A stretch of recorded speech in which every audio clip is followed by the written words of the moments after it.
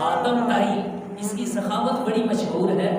تو حاتم طائی کا ایک پوتا، اس کا کسی مسلمان کے ساتھ، کسی عاشق کے ساتھ ایک بار ٹکراؤ ہو گیا۔ یہ کہنے لگا کہ میرا دادا جو ہے یہ بڑا سخی تھا، بڑا سخی تھا، مانگنے والوں پر اتنا سخی تھا کہ اس نے جو حویلی بنائی تھی، جو محل بنایا تھا، اس کے 7 دروازے بنائے تھے۔ ان 7 دروازوں پر سے اگر کوئی مانگنے والا ایک دروازے سے آتا، وہ حاتم طائی اتنا سخی تھا اس کو دیتا۔ وہ مانگنے والا پھر دوسرے دروازے سے آ جاتا، اس کو بھی وہ نہ نہیں کرتا تھا، پھر دے دیتا۔ تیسرے سے آتا، پھر نہیں اس کو خالی موڑتا تھا، پھر دے دیتا، حتیٰ کہ 7 دروازوں سے وہ ایک ہی مانگنے والا باری باری آتا۔ تو میرا دادا حاتم طائی اتنا سخی تھا کہ 7 دروازوں سے ہی عطا کر دیا کرتا تھا۔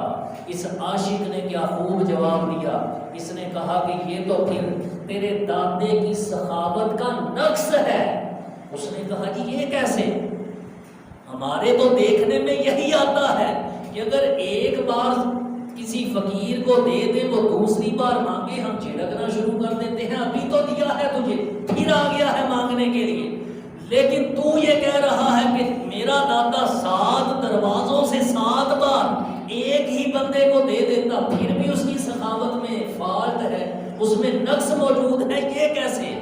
اس عاشق نے جواب دیا کہ وہ ایسے کہ تیرا دادا ایک دروازے سے اتنا عطا نہیں کرتا تھا کہ اس مانگنے والے کو اور کوئی کمی ہی نہ رہتی، وہ دوسرے دروازے سے آنے کی اس کو ضرورت ہی نہ پڑتی۔ تو جب اس کی ضرورت ایک دروازے سے پوری نہیں ہوتی تھی، وہ 7 دروازوں سے بدل بدل کر آتا تھا۔ اس لیے یہ تیرے دادے کی سخاوت تھوڑی تھی۔ اس نے کہا پھر سخاوت اور کس کی زیادہ ہے؟ اس نے کہا کہ میرے نبی صلی اللہ علیہ وسلم کی سخاوت دیکھو کیسی ہے۔ میرے حضور کی سخاوت کا عالم یہ تھا کہ میرے آقا صلی اللہ علیہ وسلم ایک بار مانگنے والے کو ہی اتنا عطا فرما دیتے، اتنا عطا فرما دیتے، اتنا دے دیتے کہ اس کو ساری عمر مانگنے کی ضرورت ہی نہیں پڑا کرتی تھی۔ اللہ اکبر، سخاوت اس کو کہتے ہیں۔